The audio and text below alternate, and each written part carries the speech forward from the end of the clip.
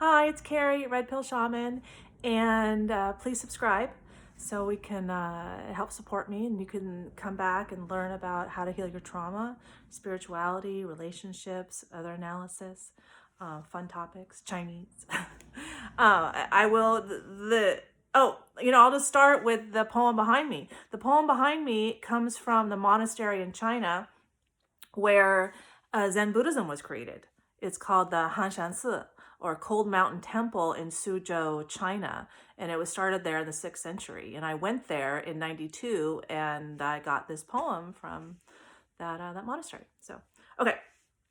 So today I thought, or for this video, we talk about how right and wrong don't exist from a certain perspective.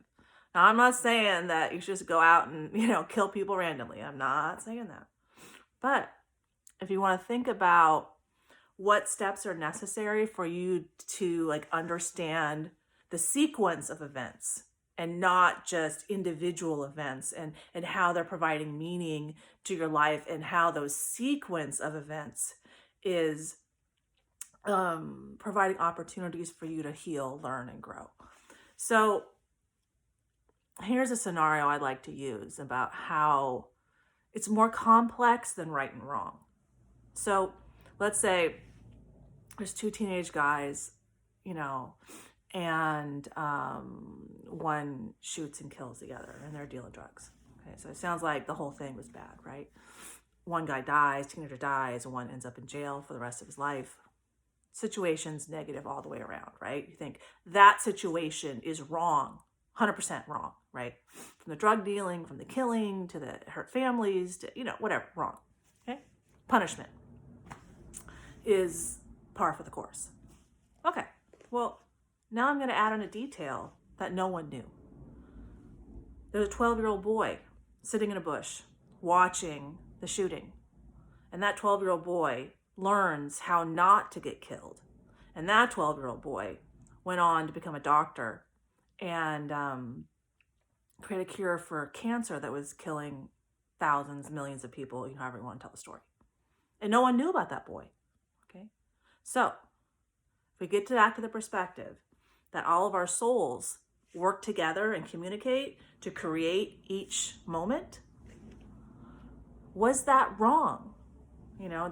That from a spiritual perspective, how the souls were working together perspective, all those souls work together so that one kid would stay alive. And that one kid would become a doctor and find a cure to cancer and save thousands or, however many people. So when you think of events, step back, look at the bigger picture, and ask yourself, what's the sequence?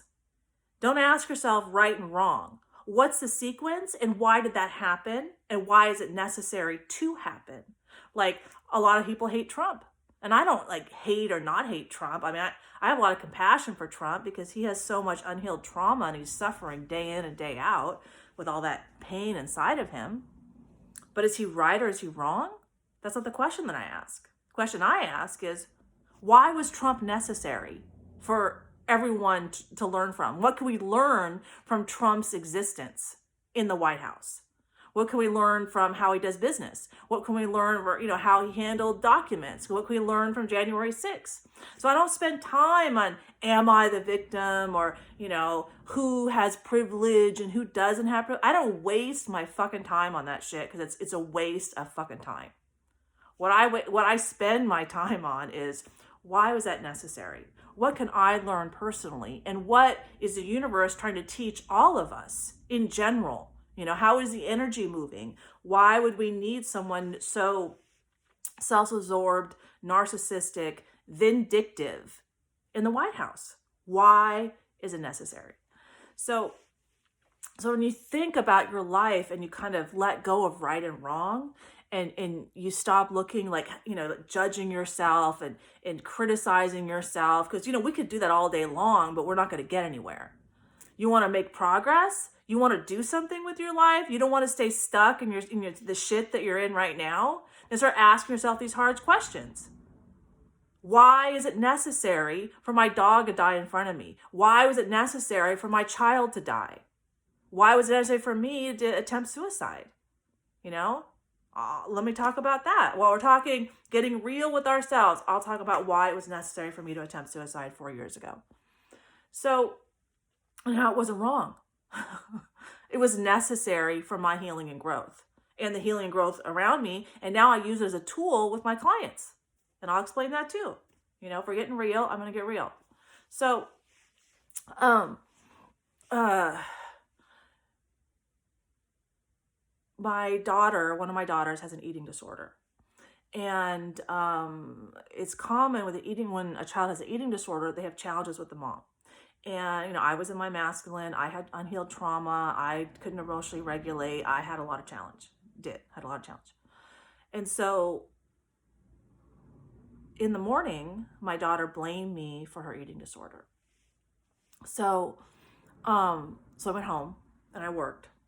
And then in the afternoon around 2 or 3 o'clock, my brain told me that my children would be better off with a dead mother than a live one.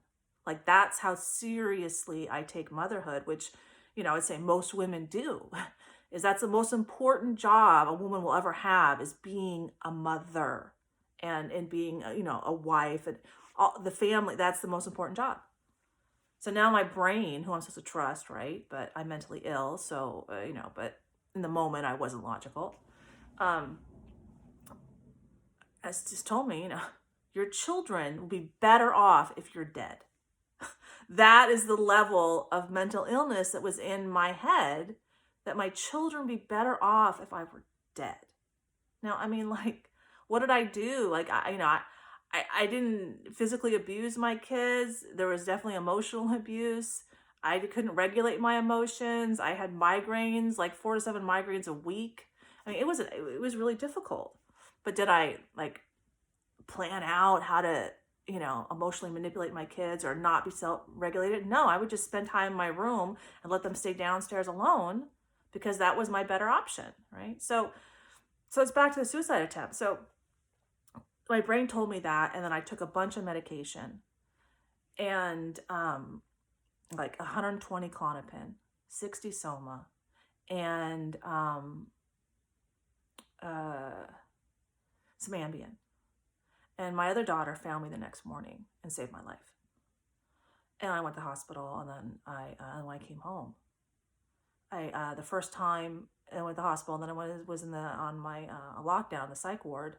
It was the first time I ever knowingly channeled someone's dead mother, and I actually used my healing gifts. They came to fruition through that event, because my soul had to decide. I had a choice. I could have crossed over. Done. I'm fucking done.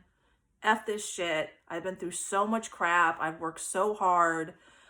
No. I decided to come back, carry 2.0. And I remember telling my older daughter, I said, I'm bringing healing to the whole family, and we're not leaving your dad behind. And that's exactly what has happened. I went on from then. I was on a mission after that. I stood up for myself, because like I said in the last video, if you don't love yourself, the universe will reflect that back to you. And only when you stand up for yourself and help yourself does the universe show up with help. So I stood up. I didn't let my youngest daughter go to Israel with her dad because she was in the middle of treatment. No way. I stood up and fought that, because she was only 17 and I still had, no one took away my parental rights. So I was going to stand up, and I fought everybody. I fought the clinicians, I fought her dad, and I fought her. And in the end, she told me I was right and moved back in with me, because now I'm strong, because now I'm drawing boundaries, because now I know my power, I know my worth. And I was gaining. Then I had to take my ex-husband to court, all while my stepfather was dying from pulmonary fibrosis. So I got out of the psych ward to find out my stepfather, who's the healthiest man I ever met, at 70 years old, could ride 40 miles on a bike, is now on the couch dying of pulmonary fibrosis, and his whole family's in Germany, so I got to help him. So I got that. I got my daughter with eating disorder, my son who has mild autism. Dad wouldn't take him back to that house. He even told me I should be punished for my suicide attempt. No one in my family showed up for me. I could have sat home and went boo fucking who. No, I got my ass to Mount Everest at 23. I got my ass up and fixed my damn fucking problems. Enough already. So I did. stood up for my youngest, stood up, then took my ex to court, won child support, and had to stand there and say, yes, I recently attempted suicide, but I'm the better parent, and I won. Because he put up no fight. Like, I think it made my children feel. Put up no fight, none, okay? Then my stepfather passes away. Then that was September. October, I decided to do 4 medicine journeys the next year, and then that was COVID, when COVID started, with psilocybin. So that's what I could see, that I didn't love myself. I could see my dad's abuse clearly as a child and how he was abused and his mom and all the generational trauma. And I did this amazing thing at work, like amazing thing at work that will probably be in the papers, which if it is in the papers, then I can mention it. In my day job. This is my side hustle, as my daughter has taught me. And then I met the first guy. I met Joe, and our mutual affection for each other, mutual love for each other, helped us start this whole healing process that went through. And so the suicide attempt, I use that with my clients who say, well, I can't forgive myself. I said, well, have you done anything worse than attempting suicide and having your child find you to save your life? And usually they say no. I said, okay, well, I've worked through that, forgiven myself for that. My daughter's forgiven me. We have a great relationship now. So let's work on forgiving you. So that instance in my life is kind of like a check. It's like a boundary. It's like, okay, well, I went all the way out here and your pain is only here. And so we can do this. I've done it way further than you've gone, so let's do that. So it's kind of like it corrals them in their pain, makes them feel safe, makes them feel like, okay, I've been through this, I've done this. So I could look and be embarrassed that I attempted suicide and not talk about it. I could, but no, I'm going to use it as a healing tool. I'm going to stand up in my power and say, yeah, I did that, and I came back from it.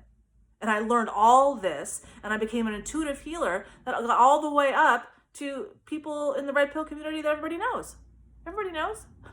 So in the end of December of 2020, I didn't even always know when I was being psychic. A year and a half later, I'm using those gifts to help, a couple guys in the red pill space.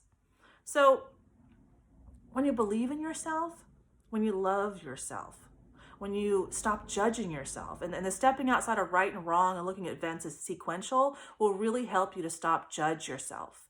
And that's extremely important, because when you spend time on that kind of negativity, you build that negativity in here, it's going to get projected out there, it's going to come right back at you.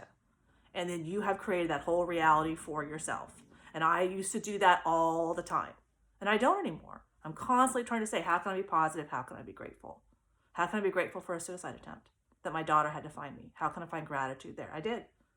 Because that gave me the strength. That was the reality. That was a wake-up call for me to come back, carry 2.0, fuck this shit. I want a better life. I haven't been on a date in 4 years. Been on a date in 4 years. But that's okay, because I'm going to find the guy eventually. I've had a ton of amazing experiences that I'll get more into, especially with Joe, the first guy. The kind of crazy ass shit that went down. I can't.